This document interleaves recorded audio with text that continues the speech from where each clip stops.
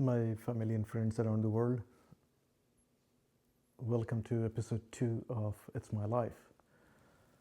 Today's episode is less autobiographical and more on contemporary issues or concerns. The first one to discuss today, that I want to talk about today, is about the auspicious occasion of Janmashtami. You might have figured out already by now that I was born into a family which is based on Hindu faith. So we had lots of Hindu festivities observed at home. Janmashtami was one of them, but my childhood days, I do not have much of recollection of observing Janmashtami, but other Hindu occasions, which I'll talk about in a different episode, not this one. But I'll keep my content on this shorter because it's not about my childhood topic that is being discussed today. I'll talk about Janmashtami as such. It's a very auspicious occasion for Hindus. It's believed that Lord Krishna existed in India about 5,200 to 5,500 years ago. He was born in a place called Mathura. Mathura is a small township that's about 50 to 100 kilometers from the Indian capital of New Delhi. I've been there. I have been there for a reason. Mathura is the birthplace, and there is essentially he was born in a cell of a jail. And the first time I went there was with my parents. I was about maybe 10 years old. And one of the things that stuck me deep, even when I was only 10 years old, is that on the top of his birthplace was a mosque made of black stone.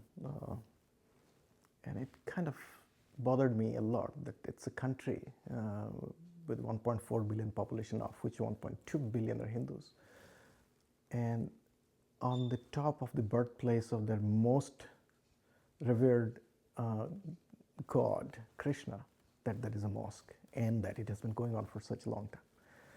So it's a subject of another discussion, but of course this bothered me a lot and continues to bother me. Of course, there is now a new movement in India to reinstate all the birthplaces of all the Hindu gods. A few days ago there was Ram Janmabhoomi, and then now Lord Krishna's birthplace in Mathura. I hope that gets released.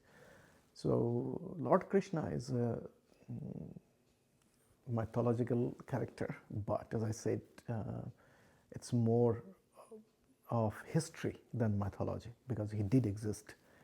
That's is believed, and there is a birthplace, and that caravan dating proves that, or not proves, but shows that he did walk on earth sometime 5,200 to 5,005 years ago. So it says, talking about Krishna, how can I not talk about Bhagavad Gita?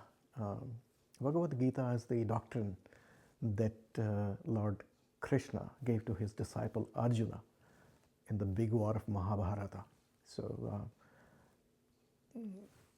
my friends who are not necessarily of Hindu faith, but Bhagavad Gita happens to be a book that is read across the people of every faith and every belief, and it has been a guiding light for many, irrespective of their religious affiliations or affiliations of any kind. So I would rather urge you that find an English version of Bhagavad Gita, have a read, and see what you get to learn from there. It'll change your perspective of life.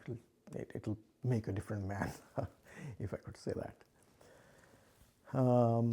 So that's about Janmashtami. We celebrate Janmashtami at home. We do worship. You might have seen my Facebook page where Lord Krishna and Radha, the two statues that we have at home, we worship on this day. But we worship, this date is every day, irrespective of today. Janmashtami is, of course, special. So that's about Janmashtami. Moving on to the second topic today is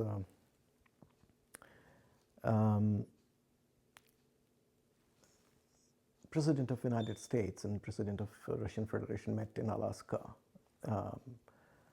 Me being very interested about global politics to some extent and geopolitics,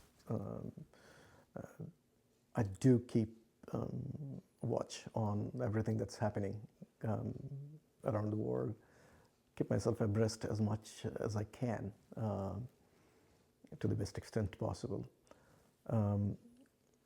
And I was watching this, the post-meeting interview, not interview, it's a press briefing, I would say. It's not even a press conference by the president of both the countries, I mean, United States and Russian Federation.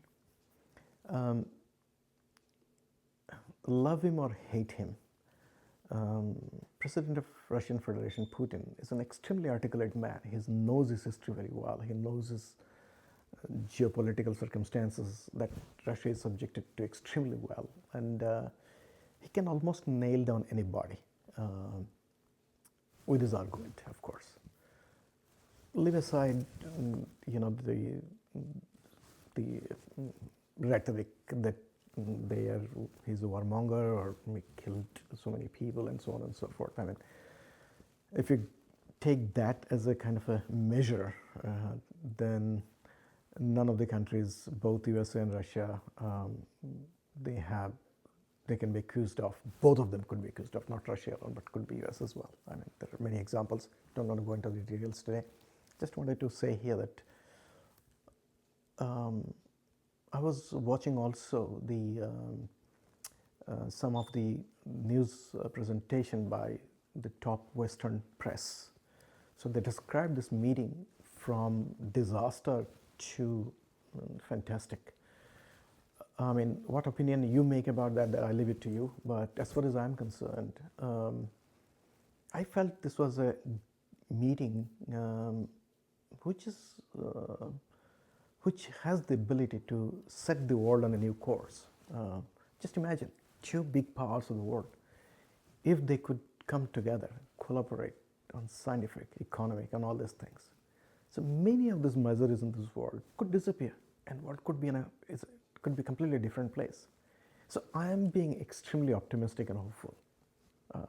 Don't get me wrong, it's how I am, and you'll know more about it as we go from one episode to the other and describe about myself, my autobiography. It's my life. I have been of the view that these two countries have been adversaries for ages.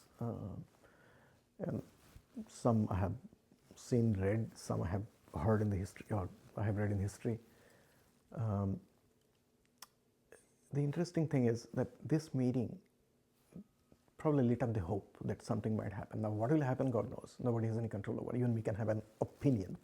But how this will transpire, how this will play out, nobody knows. I don't think any of these leaders know. But I hope and pray that the war stops, the world becomes a better place. I am lost for words when I hear about the death of ordinary civilians in a conflict. It bothers me as an individual. Life is too precious, too valuable. Everybody should have the right to have education, live a life of dignity. But war takes away all kind of dignity and inflicts damages that are probably avoidable and should be avoided at all costs. That's about the point number 2, which was about the US-Russia summit. I'm never living the hope that someday it'll stop and life will come back to normal, and people of Ukraine and also people of Russia can live a life of dignity, and nobody's have any inferior life than they deserve.